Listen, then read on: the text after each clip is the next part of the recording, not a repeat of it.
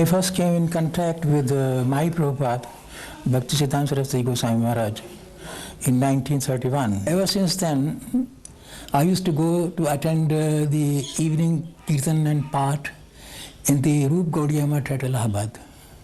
You see, both Prabhupada, Abhay Babu as we used to call him then, you see, both Abhay Babu and I used to live in Allahabad. Both of us lived in Allahabad. And both of us used to go to attend the evening Path and Kirtan in Roop Gaudiya Math. So we started meeting there, you see. Both he and I used to go to attend the evening Path and Kirtan. And I remember sometimes he would play on Mridanga, you see. Sometimes he would sing. He was very good at that, you see. Mridanga and Kirtan, very good at it. He had a shop, he was a chemist then. He had a shop in Janjharia Pul, you see. Then later on he shifted to Bahadurganj, a better locality, you see. And I remember he also used to manufacture his medicines, you see. And occasionally he made some tonic, and once or twice he gave me his tonics, you see. He gave me his tonics, which I used, you see. Once it was so funny, here in the ISKCON temple, someone asked me in Prabhupada's presence, Dr. Kapoor, how old are you? I said, well, I'm 75. It was about 10 years back, perhaps more. What is the secret of health? I said, Prabhupada's tonics. Prabhupada remembered, he laughed. There had been no such information about his living. He was out of the house for usually he was going out of the house for his personal work or some business purposes. But on the particular date, I don't remember the exact date of that time. As soon as he left home, we were thinking that Prabhupada will come back again to home after in the evening, that he usually used to do. But the particular date he left home, he did not turn up again. I asked Prabhupada, how you were separated from your family? He said that my wife is a big drinks, he's a tea, she was taking too much of teas. So Prabhupada told her, whether you want me or tea. At that time she said tea. So then I said that you do with your tea, I will go with my own way. With the Prabhupada, I only met when there was a function in some, religious function in Kurukshetra. There was a very big, people had come for bath and taking bath and all that. And I had gone there, with me 2-3 people were there, but they were not interested in talks. They wanted to go round and eat and do something. I was not interested, I was going round seeing people. So I met Prabhupada sitting down below a tree because it was quite hot. So he was sitting there. So I asked him, I said, Babaji, kya kar rahe ho tum? He was in white clothes, the dhoti and baran. So he said, nahi, main aisa hi baitha hu. So then I had a talk with him for about half an hour or so. At that time I don't think he had become a sadhu or sannyasi. He was just...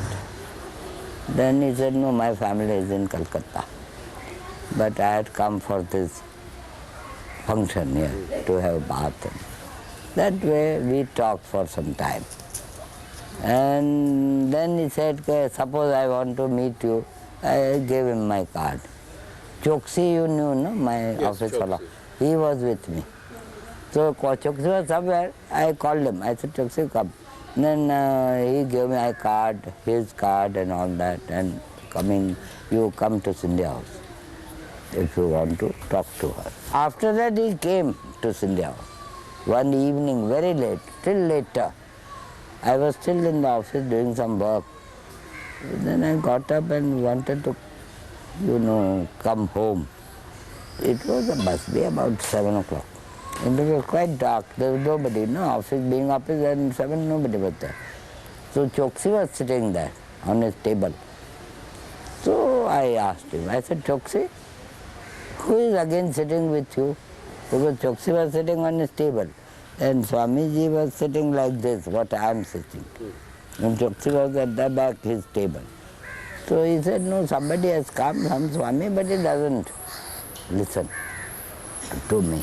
He said, no, I would like to meet her. And then only I will go, I will talk to her. So I went there, I said, excuse Swamiji, kya kaam hai? Then he showed me Bhagavad. He said, I have heard your name and we have met in Kurukshetra, if you remember. I want to get this book printed. I said, you can come tomorrow, because when there are some people and daylight, and also, at this time, it is really getting darker. So Choksi is alone. So he said, yes, I'll come.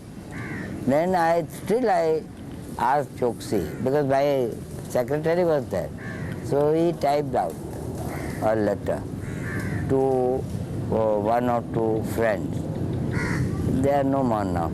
So telling them that why don't you do something about this gentleman? He is written Bhagavad and I would like you to help him. And I am going to do this much. I wrote that letter and gave him. He went and then I went home. After a day he came and he said, now I am going back to Vrindavan. I said, why are you going? He said, my work is done. Now I will try to see how I can get it printed. My association with Bhaktivedanta Maharaj with Prabhupada increased more and more. And you see, naturally we would always talk of Krishna and Prabhupada and so on. In 1932, a year after that, I joined this parikrama. Prabhupada couldn't join because he was in business, you see. He was in business, he couldn't come. When I returned from the parikrama, he asked me about the parikrama and I had to tell him what happened, you see, where and so on. For a number of days he was.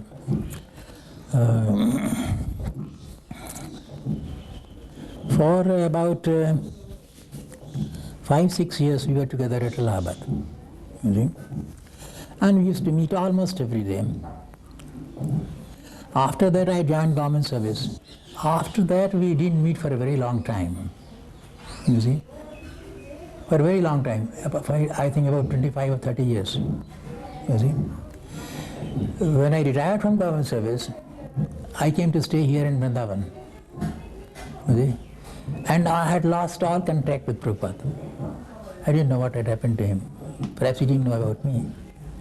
One day, accidentally, I was in Radha Damodar temple here,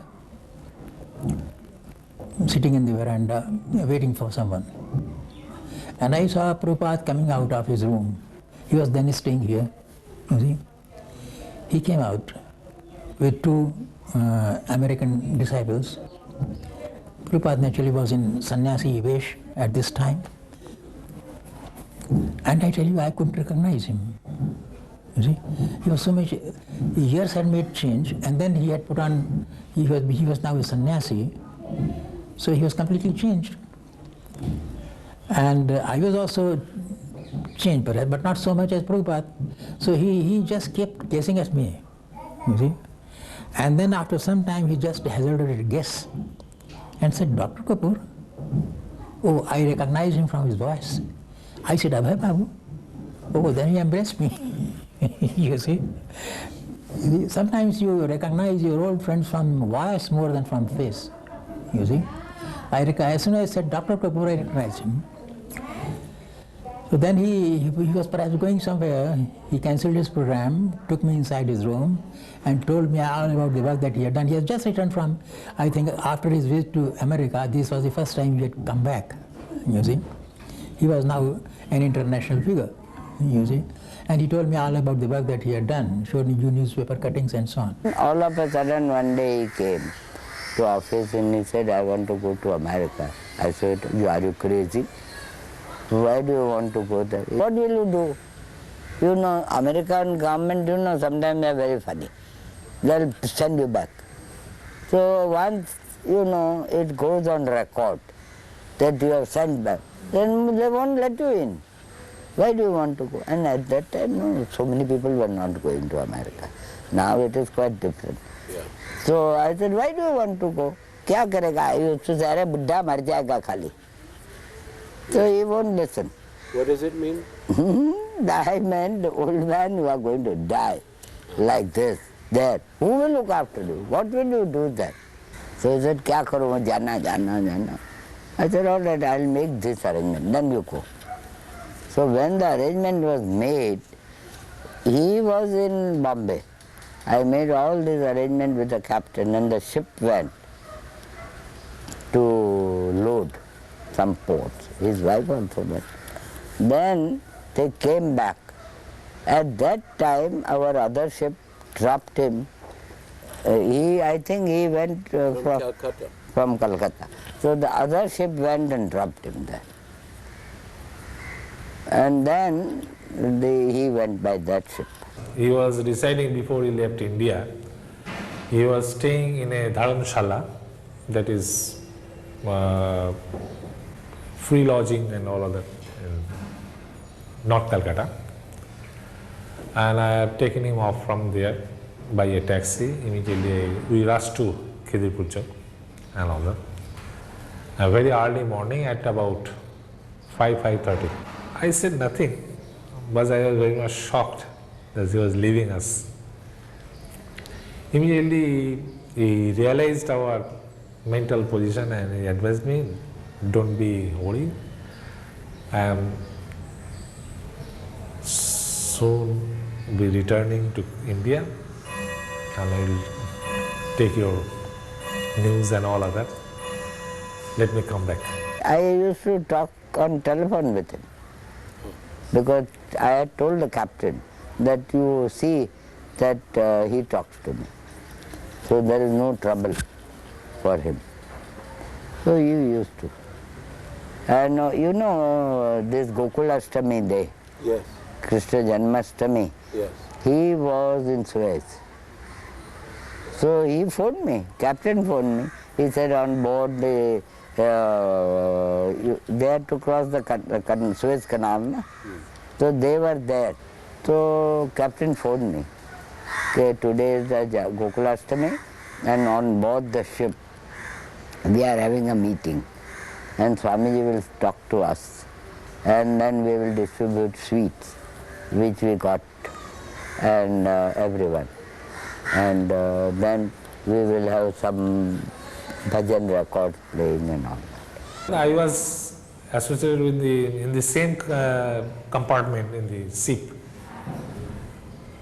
that cabin, that ship cabin, because that was a cargo ship, that was not a passenger ship.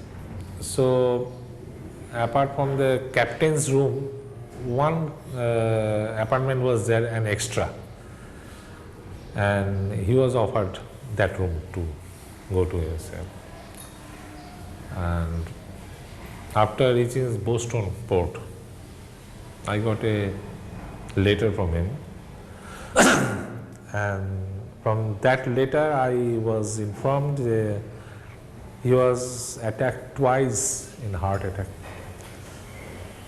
in the same ship in a journey of 23 days to reach over to Boston. And immediately he asked me to send a medicine, that Ayurvedic. Well, he mentioned the name of that medicine. Immediately I rushed to the shop and bought it. Immediately I sent it to him by air post. And he acknowledged that medicine and told me that at that time my mental balance was not so quite good because of his sickness and all other, because he was quite aged at that time. And it was obvious to become sorrowed or a father. After all, he was our father. So immediately I sent this medicine to him in his address in USA. And he acknowledged it. And he was being recovered very fast, very rapid. And we all of our families were pleased. I talked with the Swamiji also on telephone. So he said, no, I am quite all right, but I am very seasick. So I was talking to this captain and all that. Said, tell me, little mother, that I am going to die now. He was very much seasick, so he was not feeling comfortable. So he phoned me also. I said, Arey, you are not going to die, don't worry. Seasickness doesn't kill anybody. Then he was not feeling very comfortable because the sea is not very good on that side, little rough. So then when he reached New York, that captain phoned me. Okay, we have reached, and I talked to Swamiji. He said yes. We went to Warden Road, Akash Ganga, where this Hare Krishna devotee was staying. I went there and met to Swami Madhuvisa, who was in charge of the devotees. I sat for few minutes, then I was told by Madhuvisa that Guruji came just now from America and sitting another room. So you come with me and take the darshan of Guruji. So I went to that room with Madhuvisa and take the darshan of Guruji. After sitting some time, Guruji asked me, where are you living? I said, I am living at Goregaon, suburb of Bombay. Then Guruji asked, and what are you doing? That I said, my business is construction. So Guruji asked, when you are getting up early in the morning, and what are you doing? Then I said, when I getting up in the morning, I am taking 1 cup of tea, then going to toilet and taking bath, and then going on work. Then Guruji suddenly said, what is difference between pig and you? You are just like a pig. Then I said, yes, Maharaj, please advise me that how can change my life. Then Guruji said, you must do to service of Krishna. Then I said, I have not associated any spiritual movement or the saint or the devotees.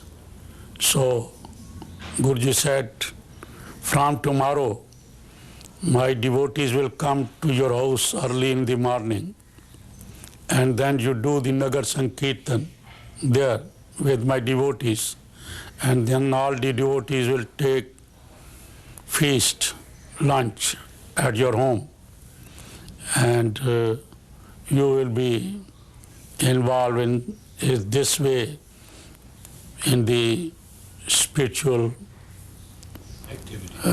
movement. One day, while giving Prabhupada his prasadam, I asked him, Prabhupada, what is your favorite preparation? Prabhupada replied, saying that he likes all the preparations. I inquired again, "No, Prabhupada, what is your most favorite preparation?" Then Prabhupada said that his favorite preparation is shukta. So I used to cook 4 or 5 types of shukta for Prabhupada every day. Whenever I would take Prabhupada his prasadam, he would say, "You have cooked so much prasadam for me, but first give me the shukta." So I would always give Prabhupada his shukta first.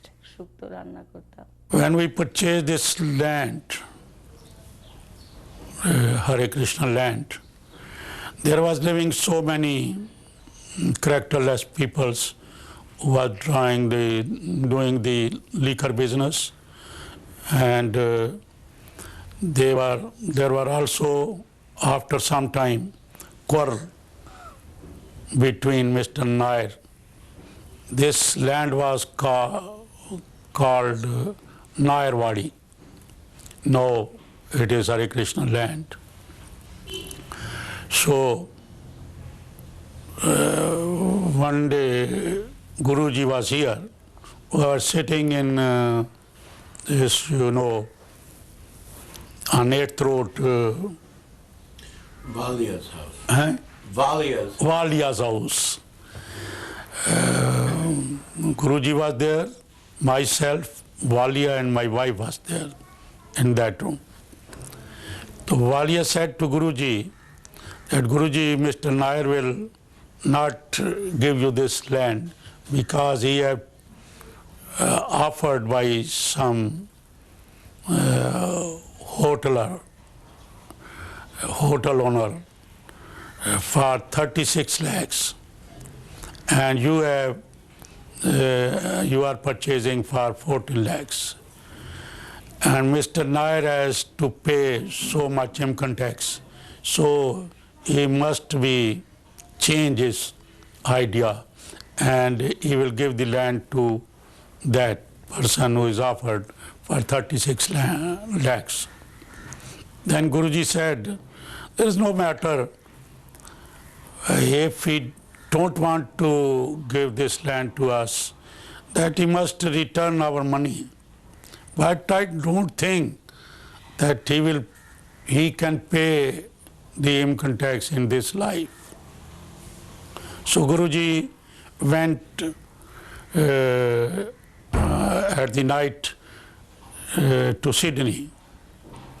And when we awake up in the morning, we heard that Mr. Nair's heart failed and he died. So you can imagine that how Guruji said that I can't think that Mr. Nair will pay income tax burden in this life. So Mr. Nair finished. তখন প্রসাদ রান্না করতে করতে অনেক দিন পর I was cooking prasadam for Prabhupada every day. One day somehow the prasad was late. So Palika cooked something quickly and took it to Prabhupada. Prabhupada asked, "Where is the prasad that Kishori cooked?" And he immediately asked the devotee to phone the big kitchen and find out why the prasad was late.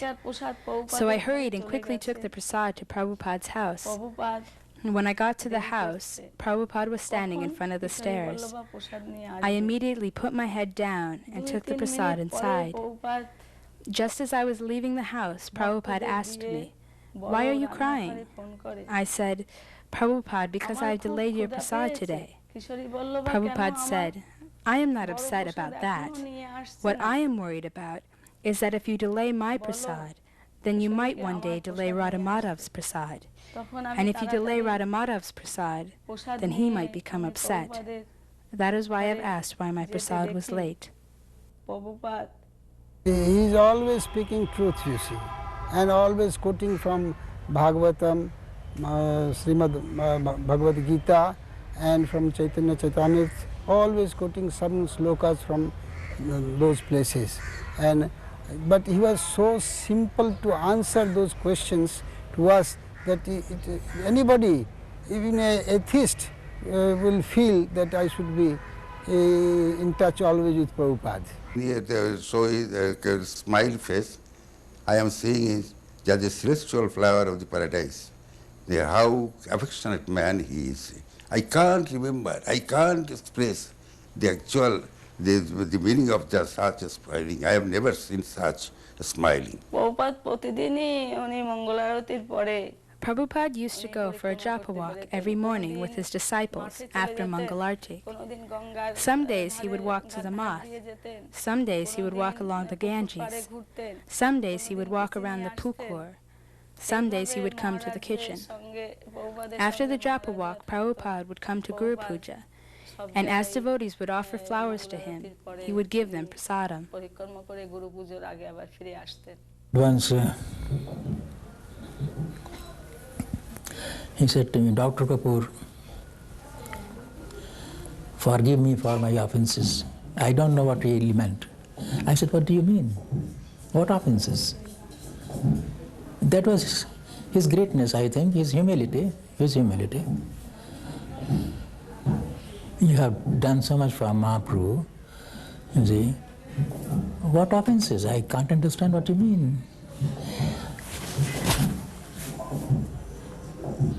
Humility, what else? যখন প্রভুপাদের ভগবানের রাধা মাধবের দর্শন হয়ে যেত After Prabhupada would take darshan of Radha Madhav, he would go around the deities 3 times. Each time he would stop and ring the bell, and then he would raise his arms and dance. All the devotees would dance with him in ecstasy. When children would pass in front of him, he would stop again and dance. In this way, he would go around the deities 3 times.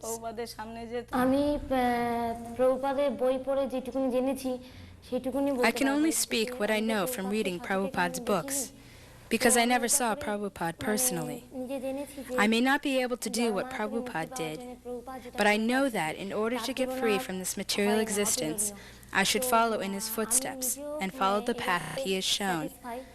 In the future, I will try to dedicate my mind and life to Krishna, and of course, Prabhupada too.